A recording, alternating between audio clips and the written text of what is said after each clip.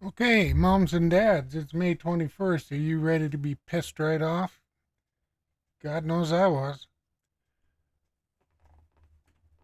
Your doctor here in Canada is not under any legal obligation to talk to you about your kid when the kid comes in and demands anonymity about their discussions on several different topics about their mental well being.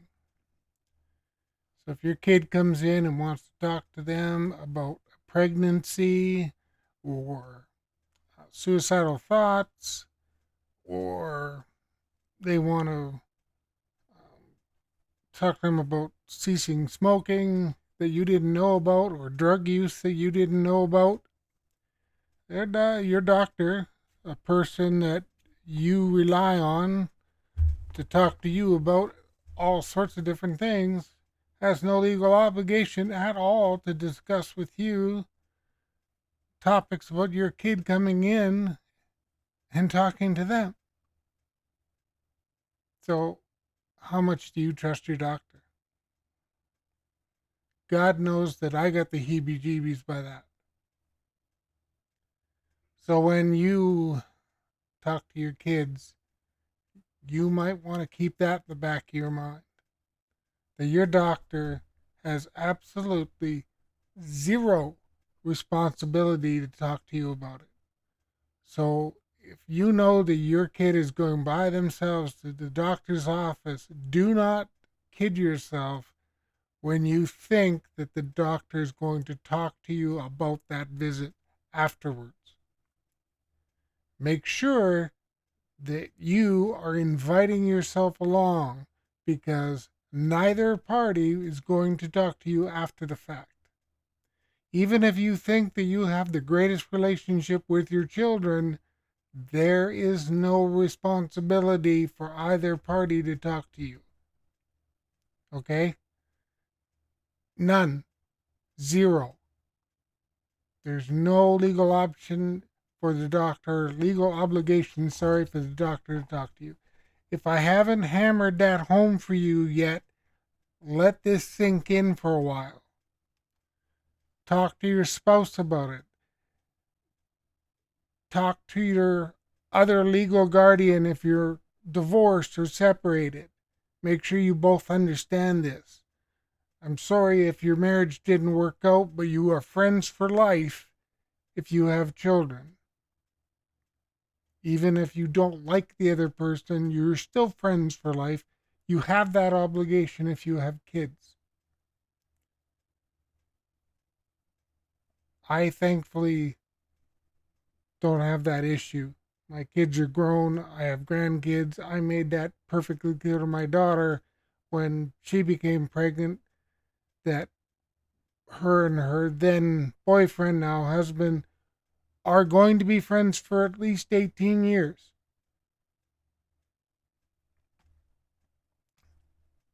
I am beside myself when it comes to that. I cannot believe that that's the way our system runs. Further to that, in Canada, we have what's called medical assisted individual for dying, MAID, such an innocuous term. So a person can go into their doctor and request medical assisted dying or medical assisted suicide. I'm not monetized yet, so I can say that word.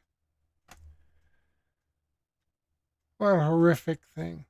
You would think that they would go with counseling first, but you can actually get serviced suicide before you could get serviced counseling in this country.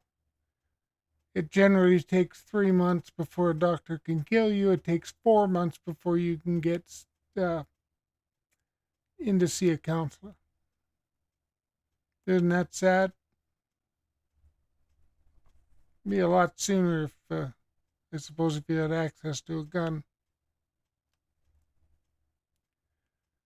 Goodness, eh?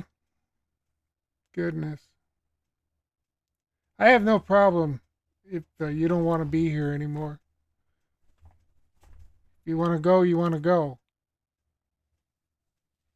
But mental health is a terrible struggle. I've been there. I would assume most people have. It's a rough place to be right now, the world. I've had a number of struggles.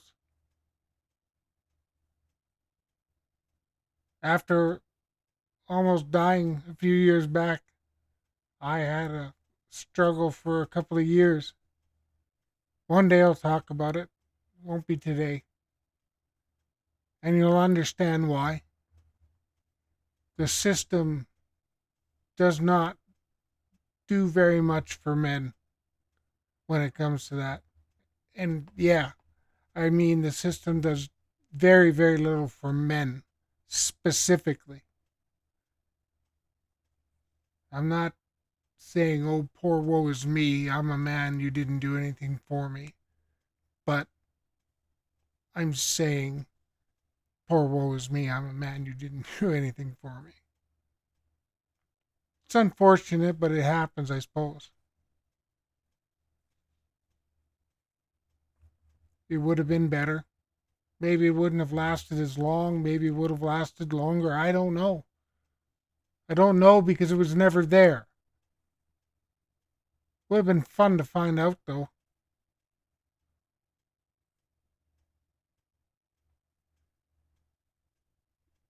It made me embittered. It made me not want to be around. It made me unpleasant to be with for a while.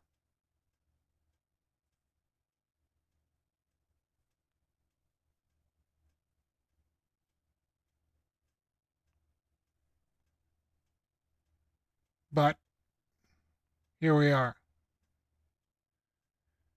But back to the topic of the kids, parents, you seriously need to start talking to your kids and get them away from everyday life in this country.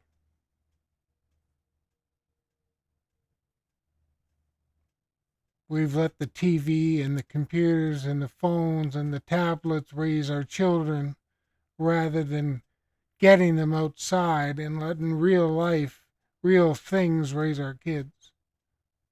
Us and the outdoors. The outdoors raised Generation X. Real life raised Generation X. Not computers and electronics, but the woods and each other.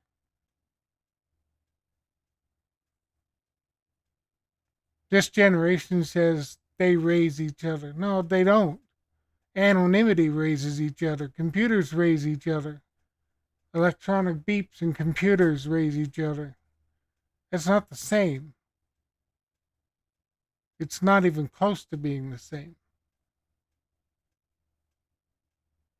It's like sitting them down in front of a TV. That's what's raising them.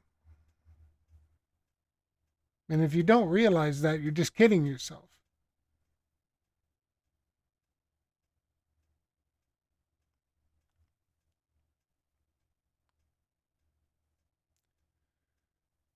I would suggest unplugging them for a week.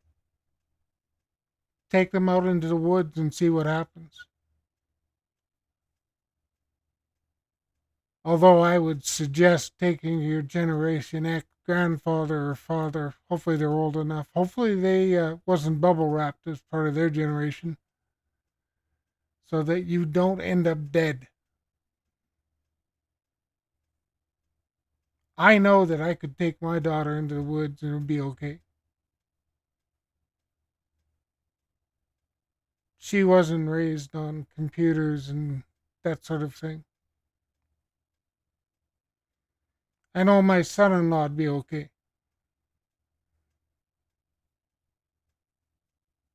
There's a split in that generation as to whether they were raised right as far as I'm concerned, or raised wrong.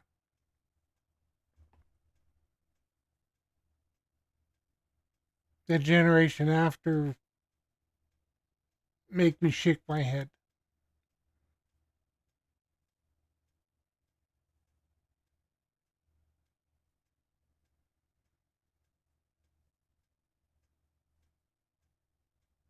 But the mental health situation that's going on right now in this country and likely in the American culture that you're watching this from,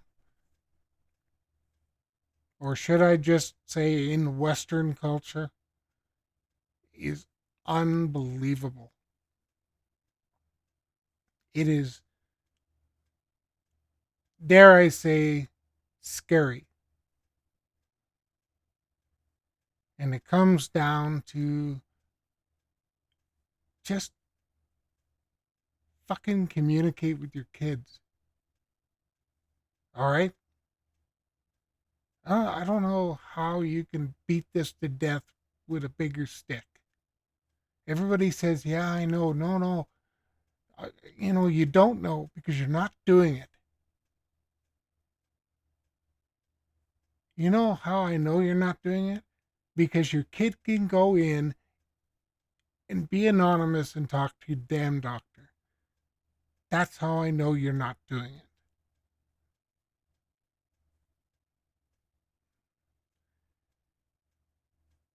Anyway, that's my 12 minutes for the morning. We're going to talk about some more stuff here. Stay tuned. I'll be back